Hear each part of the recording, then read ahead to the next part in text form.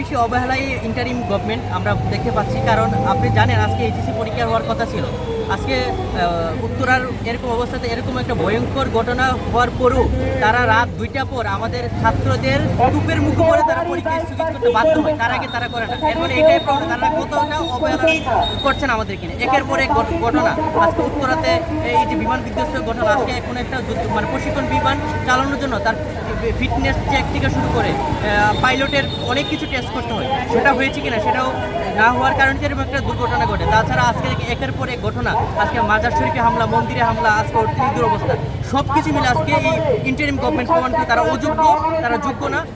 তারা যে তাদের যে প্রচুর পরিমাণে অবহেলা দেশের প্রতি, দেশের জনগণের প্রতি। আজকে আমরা অন্যান্য ছাত্রদের সাথে ইনসানিয়ত স্টুডেন্ট উপর 5ই আগস্টের পর আমরা এই জুলাই গণঅভ্যুত্থানে আমাদের যে সক্রিয় অবস্থান ছিল, সেই অবস্থানে আমরা প্রত্যাশা ছিল যে 5ই আগস্টের পর যে একটা বিপ্লবী সরকার গঠন হবে। কিন্তু বিপ্লবী সরকার তো দূরের কথা, তারা একদলীয় কিংস পার্টি করে রাজাকার আলবদর আলশাম যে বাহিনী, এই যে জামাত শিবিরের সব কিছু দুই একটা দলের সুযোগ সুবিধার পিছনেই তারা তাদের মনোনিবেশ, তাদের কেমন সুযোগ সুবিধা দিবে, তাদের নিবন্ধন ফিরিয়ে দিবে, তাদের কেমন এস্টাবলিশ করবে, পরবর্তীতে তাদের কেমন স্বার্থ হাসিল করবে।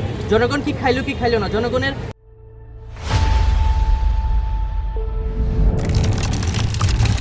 মানে আজকে কি অর্থনীতির কী অবস্থা, আজকে বাজার থেকে শুরু করে জনগণ যে কত একটা জননিরাপত্তাহীনতা ভুগছে, রাস্তাতে বেরোলি চুরি ডাকাতের চিন্তায় জনগণকে তাদের কোনো মাথা ব্যথা নাই। তো আজকে এই ইন্টারিম গভর্নমেন্টের ব্যর্থ সরকার, এই ইন্টারিম গভর্নমেন্ট অযোগ্য সরকার, আমরা তাদেরকে অতি শীঘ্রই তারা যেন এই তাদের দায়িত্ব ছেড়ে এবং জনগণের প্রত্যাশা ম্যান্ডেট অনুযায়ী যেন জনপ্রতি নির্বাচন করে এবং নির্বাচনী সরকার হাতে ক্ষমতা স্থান করার জন্য জোর দাবি জানাচ্ছি। কোনোভাবে কি লাশ গুম করা বা লাশের সংখ্যা কম বলা এরকম কিছু?